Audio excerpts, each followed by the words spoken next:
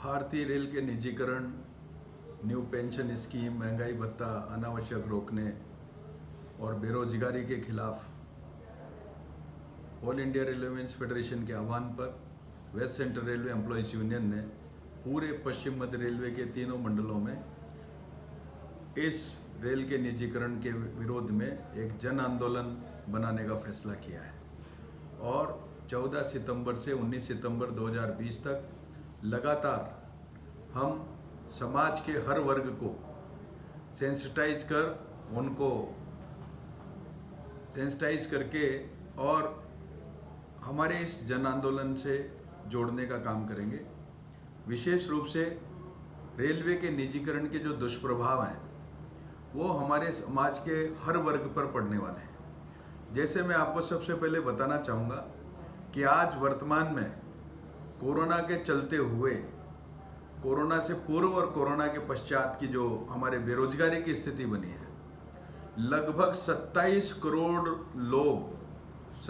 करोड़ लोग कोरोना के बाद बेरोजगार हुए हैं और ये ग्राफ जिस तरह से बढ़ता जा रहा है और ऐसे समय में इस कोविड-19 को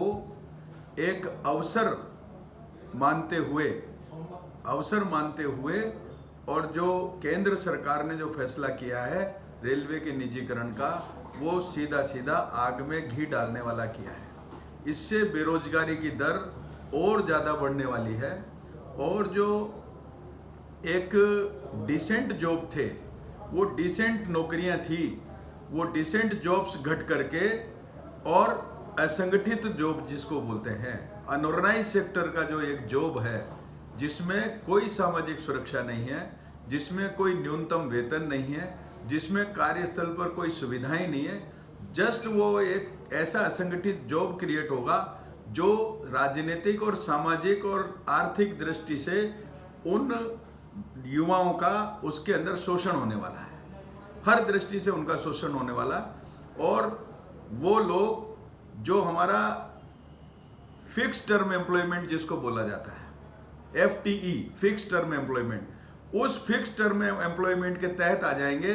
ताकि कोई भी नियोक्ता, कोई भी ठेकेदार उनको निजी नौकरी पर भर्ती करेगा तो उसके अंदर कंडीशंस होंगी। उन कंडीशंस के अलावा और वो किसी भी उस पर बातचीत नहीं कर सकता और न उसको न्यायालय या कहीं से भी उसका कोई उपचार मिल सकता है, न कोई उसका जो है उसका उपचार मिल सकता। तो इस प्रकार से हमारे आज के युवाओं को हमारे केंद्र की सरकार लगातार रेलवे के निजीकरण से हम हर 1 लाख बेरोजगारों को नौकरी देने का काम करते थे। भारतीय रेलवे अकेला एक एम्प्लॉयर है जो पूरे विश्व का सबसे बड़ा एम्प्लॉयर है और वो लगभग 13.5 लाख कर्मचारी भारतीय रेलवे में एक छतरी के नीचे काम करते हैं, यानी एक सिंगल एम्प्लॉयर है। वो विश्व का नंबर 1 एम्प्लॉयर है और विश्व में कहीं भी इतने आदमी एक एम्प्लॉयर के साथ काम नहीं करते हैं, एक एम्प्लॉयर के अधीन काम नहीं करते हैं। इन 13.5 लाख में से 2 लाख वैकेंसी भी हैं, 11.5 लाख कर्मचारी भी कार्यरत हैं और हर साल 1 लाख लोगों को डिसेंट जॉब भारतीय रेलवे देने का काम करता है। अगर इसको रेलवे के निजीकरण कर दिया जाएगा तो इसका दुष्परिणाम सीधा हमारे देश के युवाओं को झेलना पड़ेगा और जो रेलवे का एक डिसेंट रोजगार है उससे उनको हाथ धोना पड़ेगा। इससे बेरोजगारों की संख्या में इजाफा होने वाला है और जो लोग इतनी तैयारियां करके एक साल अपने घरों से बाहर रह करके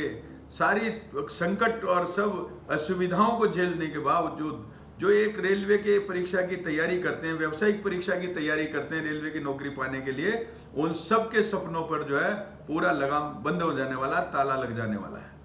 तो कुल मिला के हमारे देश के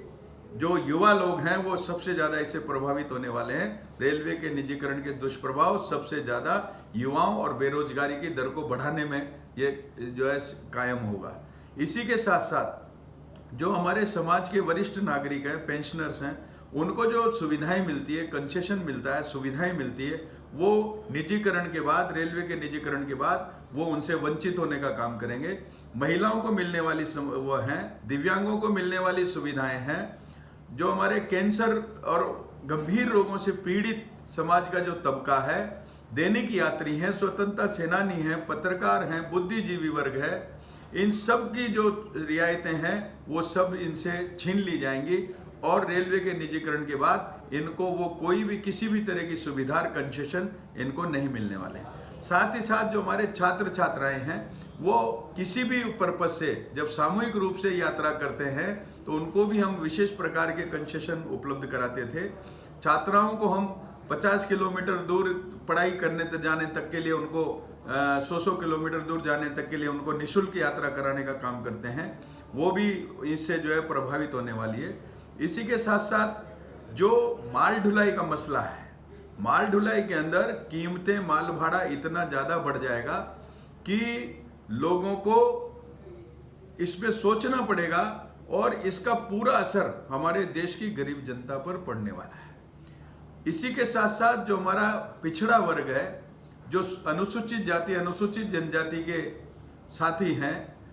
उस वर्ग से भी बहुत ज़्यादा इसमें दुष्प्रभाव पड़ने वाला है। आज अनुसूचित जाति जनजाति और पिछड़ा वर्ग के साथियों को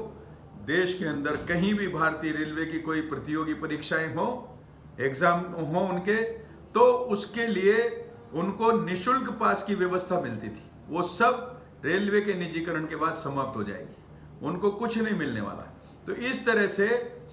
हमारे रेल के निजीकरण से समाज का हर वर्ग प्रभावित होगा और उसके अधिकार प्रभावित होंगे और बुरी तरीके से जो गरीब तबका है, हमारा मध्यम वर्ग है इस समाज का, उसको भारतीय रेलवे में यात्रा करना इतना कठिन हो जाएगा, इतना महंगा हो जाएगा कि वो मुंगेरी लाल के सपने साबित होगा। इसी के साथ साथ इस रेल के निजीकरण में डायनेमिक व्यवस्था रहेगी किराए की, और इस डायनेमिक व्यवस्था में उस प्राइवेट निजीकरण के प्लेयर को पूरी अधिकतम किराया फिक्स करने की उसको छूट होगी कि वो कोई भी अधिकतम किराया छूट कर सकता है, बना सकता है, जिसका खामियाजा सीधे सीधे गरीब जनता को भुगतना पड़ेगा। और वो उतना महंगा किराया देके कभी यात्री गाड़ी में पाँव भी रखने की स्थिति में नहीं आएगा। इसी को मद्देनजर रखते हुए West Central Railway employees union, जो एक स्वतंत्र स्वावलंबी और प्रजातांत्रिक मजदूर आंदोलन में विश्वास करती है, हम लोगों ने ऑल इंडिया रेलवेमेंस फेडरेशन और लाइक माइंडेड ऑर्गेनाइजेशंस ने मिलकर के रेलवे के निजीकरण के खिलाफ जन आंदोलन बनाने के लिए एक कार्यक्रम बनाया है 14 सितंबर से और 19 सितंबर तक। और उस कार्यक्रम के तहत हम 14 और 15 तारीख को हमारे जितने भी कार्यस्थल हैं वहाँ पर हम गेट मीटिंग्स करने का काम करेंगे और लोगों को सेंसिटाइज करने का काम करेंगे, उनको जागृत करने का काम करेंगे कि आपके अधिकार और आप किस तरह से इससे जो है दुष्परिणाम आपको झेलने पड़ेंगे रेलवे के प्राइवेटाइजेशन से। और इसी के साथ साथ जो 16 तारीख है, तो 16 तारीख में समाज का जो भी वर्ग तबका, हमने आपको अभी बताया कि हमारा व्यापारी वर्ग प्रभावित होगा, युवा वर्ग प्रभावित होगा, विद्यार्थी प्रभावित होंगे, महिलाएं प्रभावित होंगी, पेंशनर्स प्रभावित होंगे, वरिष्ठ नागरिक प्रभावित होंगे, दैनिक यात्री प्रभावित होंगे, श्रमिक वर्ग प्रभावित होगा, खिलाड़ी प्रभावित होंगे, कलाकार प्रभावित होंगे, पत्रकार प्रभावित होंगे, मीडिया कर्मी प्रभावित होंगे, बुद्धिजीवी वर्ग प्रभावित होगा, हमारे स्वतंत्रता सेनानी प्रभावित होंगे, रेल कर्मचारी उसका परिवार प्रभावित होगा, हमारे अनुसूचित जाति जनजाति पिछड़ा वर्ग के साथी जो है प्रभावित होने वाले होंगे। तो समाज का ये जितना तबका प्रभावित होगा, हम इनको जाकर के संपर्क करके तमाम दुष्प्रभावों से इनको अवगत कराने का काम करेंगे और इनको जन आंदोलन से जोड़ने की अपील करेंगे। 17 सितंबर को इसी उसको लेकर के मोटरसाइकिल रैली का आयोजन होगा और 18 तारीख को तमाम रेलवे कॉलोनी और तमाम क्षेत्रों के अंदर हम मशाल जुलूस निकाल करके और इसकी जन जागृति फैलाने का काम करेंगे। और 19 सितंबर को सुबह 11:30 बजे रेलवे स्टेशन कोटा के प्रांगण में जितने समाज के वर्ग हैं उन सबको हम एकत्रित करके और हमारे तमाम रेल कर्मचारी और उसके परिवारजनों को एकत्रित करके और जन आंदोलन का हम आगाज करने का काम करेंगे उस दिन तमाम साथियों के सामने। और उसकी शुरुआत होगी जो धीरे धीरे इसको पूरे देश के स्तर पर ये सारा काम होगा और भारत सरकार के समक्ष हम इस जन आंदोलन के माध्यम से ये अपील करने का काम करेंगे, मांग करने का काम करेंगे कि रेलवे पब्लिक ट्रांसपोर्ट है और ये भारत की जीवन रेखा कहलाती है। ये लाइफलाइन कहलाती है। इसलिए हम सरकार से अनुरोध करेंगे इस जन आंदोलन के माध्यम से कि सरकार, केंद्र सरकार इस पर पुनर्विचार करे और पुनर्विचार करके रेलवे के निजीकरण को, रेलवे को बेचने की मांग वापस ले और इसको लेकर के हम 11:30 बजे इसका आगाज करेंगे 19 सितंबर को। और इसी के साथ साथ 19 सितंबर को रात्रि 8 से 8:10 तक पूरे उसमें रेलवे कॉलोनी, तमाम आवासों में और जहां भी हमारे साथी इस जन आंदोलन से जुड़े हुए हैं वो ब्लैकआउट करके और भारत सरकार को एक सीधा